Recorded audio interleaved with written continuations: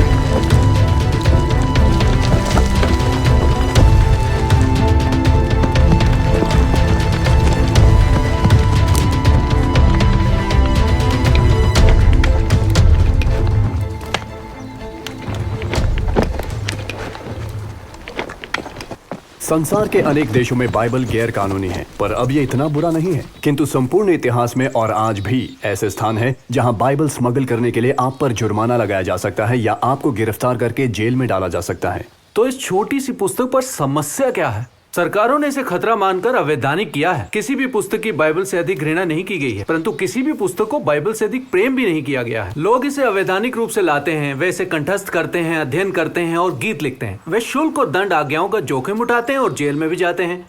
संसार भर में बाइबल सबसे प्रिय पुस्तक है।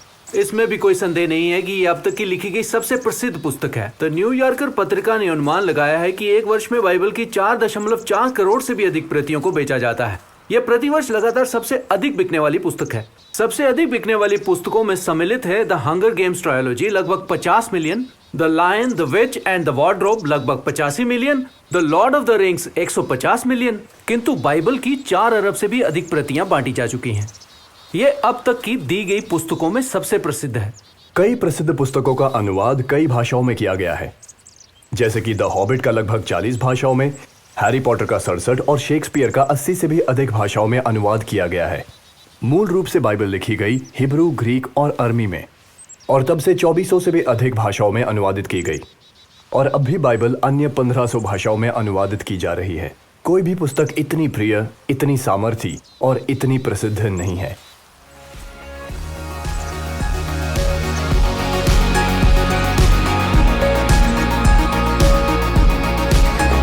Shawshank Redemption is one of the best movies I think. Actually अभी रिसेंटली आई थी the fault in our stars, काफ़ी अच्छी थी वो, बुक भी थी और मूवी भी अच्छी थी। My favourite book is always been a Sherlock Holmes book. I really love Sherlock Holmes a lot. Book तो मैं इतना पढ़ता नहीं, बट मूवीज़ बहुत है। Dumb and Dumber, English movie, MIB series, the Godfather. मेरी तो फेवरेट बुक है 2 स्टेट्स और मूवी भी 2 स्टेट्स। 3 इडियट्स। मेरा फेवरेट मूवी फन गोलमाल, वो मेरा फेवरेट मूवी है। Hidden history of the world. Favourite books मेरा चेतन भगत का 2 स्टेट्स और मूवी भी वही है 2 states. You always show the real mentality, जो इंडियन सोसाइटी की जो मेंटालिटी है वो उसका अच्छे से दर्शाया हुआ है। मूवीज में passion of Christ.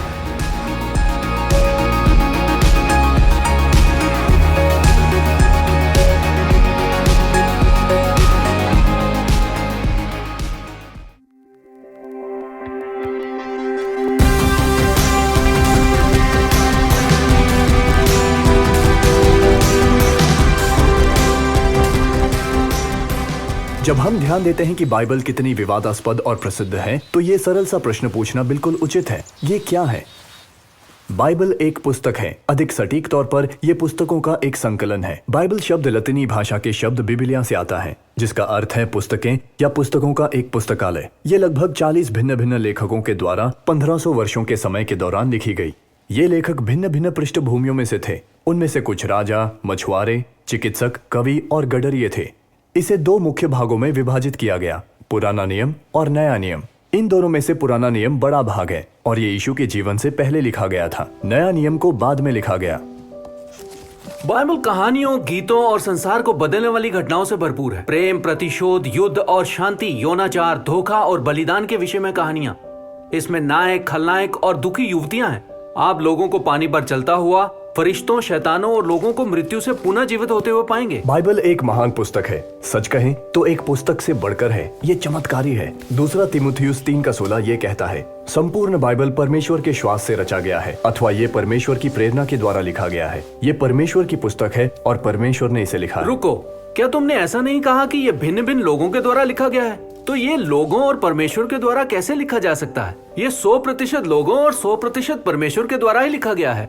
Sir Christopher rain अंग्रेज के एक महान आर्किटेक्ट हैं। उन्हें लंदन में सेंट पॉल्स कैथेड्रल बनाने के लिए जाना जाता है। वो इस प्रोजेक्ट के मुख्य आर्किटेक्ट थे, जिसे समाप्त करने में 35 वर्ष लगे। एक आर्किटेक्ट के रूप में उन्होंने सावधानी पूर्वक योजना बनाई कि प्रत्येक पत्थर कहाँ रखा जाना चाहिए। भले खुद से उन्होंने एक भी पत्थर न रखा हो, लेकिन कोई ये नहीं कह सकता कि उन्होंने ये नहीं बनाया। उसी प्रकार परमेश्वर बाइबल का आर्किटेक्ट है। उसने पन्नों पर स्वयं एक एक शब्द को नहीं लिखा, लेकिन उसने सटीक योजना बनाई कि प्रत्येक शब्द कहाँ लिखा जाना चाहिए। जब मैं विश्वविद्यालय में पढ़ रहा था, तब मैं अब तक की लिखी गई अनेक प्रभावशाली पुस्तकों को पढ़ता था, लेकिन मेरी जिंदगी पर बाइबल जैसा प्रभाव कोई और पुस्तक नहीं डाल पाया। हम बाइबल को परमेश्वर के वचन के रूप में इसीलिए मानते हैं क्योंकि ये लोगों के जीवन पर अद्भुत रीति से प्रभाव डालता है। एक बार अर्ल स्मिथ नामक एक बहुत ही धनी व्यक्ति था। उसके परिवार का प्रत्येक व्यक्ति बहुत ही धनी था। अर्ल इतना धनी था कि उसे कार्य करने की भी आवश्यकता नहीं थी, किंतु उसने नशा करना आरंभ कर दिया। उसने इतनी शक्तिशाली नशे की दवाइयाँ ली कि 30 वर्ष की आयु में ही उसे अस्पताल में भर्ती होना पड़ा। जब वह अस्पताल में चंगा हो रहा था, तो कोई व्यक्ति उससे मिलने आया और उसने उसे एक उपहार दिया, नया नियम की एक प्रति। अर्ल बहुत खुश हुआ। उसने महसूस किया कि उसकी नई बाइबल के पन्ने हशीश भरने के लिए बहुत बढ़िया थे, तो वो मत्ती, मरकुस और लूका तक के पन्ने लपेटते हुए दम मारता गया। किंतु जब वह यूहन्ना रचित सुसमाचार पर पहुंचा, तो आखिरकार अर्ल पढ़ने लगा। अर्ल ने यीशु मसीह पर विश्वास कर लिया और उसका जीवन पहले जैसा नहीं रहा। इसने उसके जीवन के प्रत्येक पहलू और उसके आसपास के प्रत्येक व्यक्ति को प्रभावित किया, जिसमें उसकी मनोवैज्ञानिक टॉमी नामक एक सुंदर चिकित्सक शामिल थी। वह इसे समझ ही नहीं सकी। उसने अर्ल से कहा, मेरे पास सब कुछ है, मेरे पास एक अच्छी नौकरी, धन, परिवार, मित्र हैं, किंतु फिर भी मैं अपने भीतर एक खालीपन अनुभव करती हूँ। इसी दौरान आपका जीवन पूरी तरह अस्त व्यस्त है, किंतु फिर भी तुम्हारे भीतर तुम्हें अपने विषय में एक अद्भुत शांति है। अतः अर्ल ने उसे सब कुछ बताया जो उसने बाइबल में पढ़ा था। उसने यीशु मसीह द्वारा अपनाए जाने पर कैसा महसूस हुआ, उसका वर्णन किया। अर्ल ने टॉमी की अगुवाई की और फिर उससे उसने विवाह कर लिया।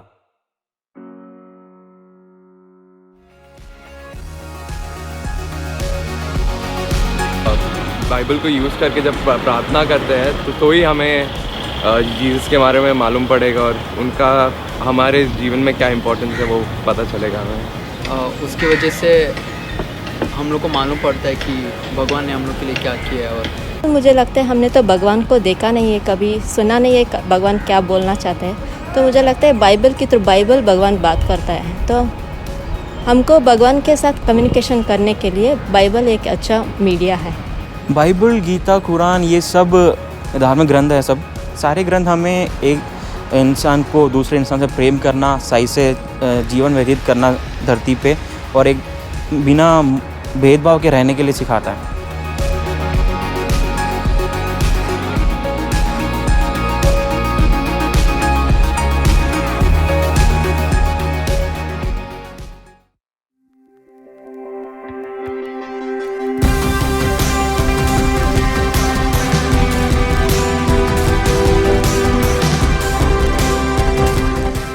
यदि आप बाइबल को कहीं से भी खोलें तो आप क्या पढ़ने की आशा करते हैं? हो सकता है कुछ ऐसा, तुम ऐसा मत करना, या ऐसा नहीं करना, या तुम ऐसा कभी नहीं करना। आप खुद को एक कहानी, एक कविता या एक पत्र के मध्य में पाएंगे। ये नियमों की पुस्तक नहीं, बल्कि परमेश्वर का एक संदेश है। हमारे संसार में आसपास देखने से भी हम परमेश्वर की एक झलक पा सकते हैं। वो छोटी से छोटी बात का ध्यान रखते हैं और उनके पास अधिक सामर्थ और भव्यता है। इसीलिए विज्ञान भी इतना महत्वपूर्ण है क्योंकि वो उनकी सृजनात्मकता को प्रकट करता है। आइंस्टाइन ने ये लिखा, विज्ञान और धर्म के बीच एक तर्कसंगत द्वंद्व बना नहीं रह सकता। विज्ञान के बिना धर्म अंधा है और धर्म के बिना विज्ञान लंगड़ा है। किंतु परमेश्वर के प्रति हमारी उत्सुकता को मात्र वैज्ञानिक पद्धति द्वारा संतुष्ट नहीं किया जा सकता। हम और अधिक जानना चाहते हैं। बाइबल के द्वारा हम परमेश्वर के व्यक्तित्व और चरित्र का संपूर्ण विवरण पाते हैं। यीशु के कब्र से जी उठने के तुरंत बाद वो अपने 2 दोस्तों के साथ इमाउस नामक नगर के मार्ग पर चल पड़े। उन्होंने उन्हें बाइबल के बारे में शिक्षा दी, उन्हें संपूर्ण पुराने नियम के बारे में सिखाया और समझाया कि ये किस प्रकार यीशु के विषय में ही था। ये बहुत ही अद्भुत है। संपूर्ण बाइबल एक बड़े चिन्ह की तरह यीशु की ओर संकेत करती है, क्योंकि यही वह बात है जो परमेश्वर हम पर प्रकट करना चाहते हैं, स्वयं को। भजन संहिता में दाऊद कहता है कि परमेश्वर का वचन, जो बाइबल का दूसरा नाम है, मेरे पांव के लिए दीपक है। जरा इसके बारे में सोचिए, हम सभी अंधेरे में चलते हुए किसी चीज से टकराकर फिसल जाते हैं। एल्विस प्रेस्ली, बाइबल एक बड़ी टॉर्च की तरह है जो जीवन का मार्गदर्शन करती है, जो रोजमर्रा की बातें बताती है, जैसे दोस्त, धन, काम, सेक्स, पीड़ा, आनंद और अन्य कई बातें। ये एक गाइड है जो हमें जीना सिखाती है। कई बार मुझे पता नहीं होता कि मुझे क्या करना है, किंतु मैंने परमेश्वर के वचन में निर्देश पाया है। अब कल्पना कीजिए कि कोई आपके लिए एक नई स्पोर्ट्स कार खरीद कर लाता है। ये आपके घर के सामने खड़ी है। आप अपने घर के दरवाजे से दौड़ कर जाते हैं, इसका दरवाजा खोलकर इसके अंदर इसकी सीट पर बैठ जाते हैं और ग्लव कंपार्टमेंट खोलते ही आपको अंदर इसकी ओनर्स मैनुअल मिलती है। आप इस मैनुअल के विषय में बहुत ही उत्तेजित हैं। आप इसे भीतर ले आते हैं और रात को सोने से पहले पढ़ते हैं, और आप अच्छे लगने वाले भागों को हाइलाइटर लेकर अंडरलाइन करते हैं। फिर आप सोचते हैं इनमें से मुझे कुछ को याद करना है, तो आप इनमें से कुछ को लेकर अपने शीशे पर लगा देते हैं और रोज सुबह दांतों को ब्रश करते हुए इसे पढ़ते हैं। अब आपके दोस्त इस विषय में परेशान हो जाते हैं ये देखकर कि आपने तो अब तक ये गाड़ी चलाना शुरू ही नहीं किया। पर आप इसके विषय में बहुत ही उत्तेजित हैं। आप एक गिटार लेकर इस मैनुअल पर गीत लिखना शुरू कर देते हैं। तब आप विचार करते हैं कुछ ऐसे लोग भी अवश्य होंगे जिन्हें मैनुअल पसंद है। जितना मैं इसे पसंद करता हूँ, बाहर भी कुछ लोग अवश्य करते होंगे। हाँ, अब आप सोच रहे हैं मुझे जर्मन भाषा सीखनी चाहिए क्योंकि तब मैं मैनुअल को इसकी मूल भाषा में पढ़ सकता हूँ जिस तरह इसे पढ़ी जानी चाहिए थी। सही बात है। यदि आपने ये सब कर लिया और अभी तक इसे नहीं चलाया, तो आपने अभी तक कुछ नहीं किया। मैनुअल का उद्देश्य सही तरीके से कार चलाने में आपकी सहायता करना है। और इसी तरह से संपूर्ण बाइबल पढ़ने के बाद भी शायद आप मूल तथ्य पर चूक जाएं। बाइबल का तथ्य है परमेश्वर के साथ संबंध स्थापित करना। इसका अध्ययन करना बहुत महत्वपूर्ण है, लेकिन मूल तथ्य को चूक नहीं सकते, जो है इसके पृष्ठों में यीशु को खोजना और परमेश्वर के वचन के द्वारा उनको जानना।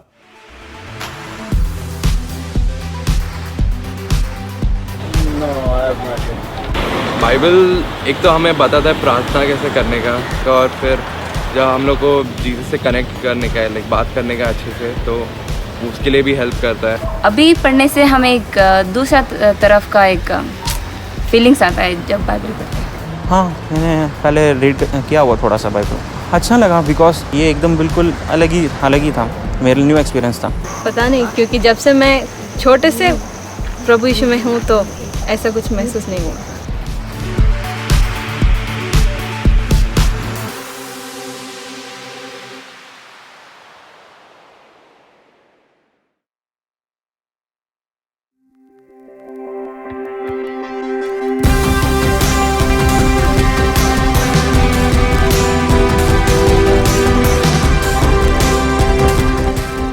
मेरे दादा के देहांत होने से कुछ ही दिन पहले उन्होंने मुझे अपना सबसे बड़ा खजाना देना चाहा, ये बाइबल। जब मैंने इसे खोला, ये स्याही से भरी हुई थी। सावधानी पूर्वक पैसेजेस को अंकित किया गया, शब्दों पर निशान किया गया और रिक्त स्थानों पर नोट्स लिखे गए थे। पृष्ठों के छोर मुड़े हुए थे और इसके चमड़े का आवरण फट गया था। मेरे दादा इस पुस्तक से बहुत प्रेम करते थे। इसे पढ़ना और याद रखना उनकी प्राथमिकता थी। आप बाइबल पढ़ सकते हैं कहीं भी, कभी भी। मुझे याद है हर सुबह मैं अपने पिताजी को हमारे घर में उसी हरी कुर्सी पर एक ही समय पर बैठे देखता था। बाइबल पढ़ने और प्रार्थना करने के लिए यह समय निर्धारित था। वो जानते थे कि यीशु के साथ एक अच्छे संबंध के लिए ये जरूरी था। हम आपको 6 अद्भुत टिप्स देना चाहते हैं जो बाइबल पढ़ने और समझने में सहायता करेंगे। नंबर 1, पन्नों को ऐसे ही ना पलटते जाएं। सच में ऐसा कभी ना करें। ऐसा करने से कोई लाभ नहीं होगा। एक पद को यहाँ पढ़ने से, एक पद को वहाँ पढ़ने से शायद आप इस पूरे विषय से भटक सकते हैं। इसके बजाय समस्त पुस्तकों को क्रमवार पढ़ें। हाँ, हम यूहन्ना से पढ़ने की सलाह देते हैं। ऐसा न समझें कि आपको उत्पत्ति के प्रथम पृष्ठ से आरंभ करना है। बाइबल के ठीक मध्य से पढ़ना आरंभ करना थोड़ा अजीब लग सकता है, किंतु किंतु ये नए पुस्तक का आरंभ है। ओके, टिप नंबर 2, लेखन शैली मायने रखती है। यह जानना आवश्यक है कि आप किस प्रकार की पुस्तक पढ़ रहे हैं। यदि आप भजन संहिता पढ़ रहे हैं तो आपको ये जानने में सहायता होगी कि आप गीत और कविता पढ़ रहे हैं। हाँ, जरा सोच के देखिए, अंग्रेजी की कक्षा में गलती से किसी कविता के स्थान पर किसी ऐतिहासिक घटना का उल्लेख करना इसका पूरा का पूरा अर्थ बदल सकता है। नंबर 3, बहुत सारे सवाल पूछें। ये जाने कि आप क्या पढ़ रहे हैं जिससे आपको संदर्भ जानने में सहायता प्राप्त होगी। कुछ महत्वपूर्ण प्रश्न, मूल रूप से यह पुस्तक किसके लिए लिखी गई थी? इसे पहली बार सुनने वालों के लिए इसका क्या अर्थ था? इसके बाद आप पूछ सकते हैं, आज हमारे लिए इसका क्या अर्थ है और परमेश्वर के विषय में क्या शिक्षा देती है। टिप नंबर 4, नंबर 4, प्रार्थना करें। प्रार्थना। वचन को पढ़ते हुए मैं विचार कर रहा होता हूँ कि ये क्या कहने की कोशिश कर रहा है। मुझे पता है कि मैं अकेला नहीं हूँ। हम अकेले नहीं हैं जो इस बात को जानने की कोशिश कर रहे हैं कि बाइबल क्या कहती है। हम परमेश्वर से मांगे कि वो हमसे बात करें और हमें बुद्धि दें। नंबर 5, लोगों से बातचीत करें। खाली समय में बाइबल पढ़ना बहुत अच्छा होता है, जैसे कि बस का इंतजार करते समय, या अगर आपके पास 1 मिनट भी हो तो बस अपनी मोबाइल खोलें और कुछ पैसेजेस पढ़ लें। लेकिन ये एकमात्र कार्य नहीं होना चाहिए।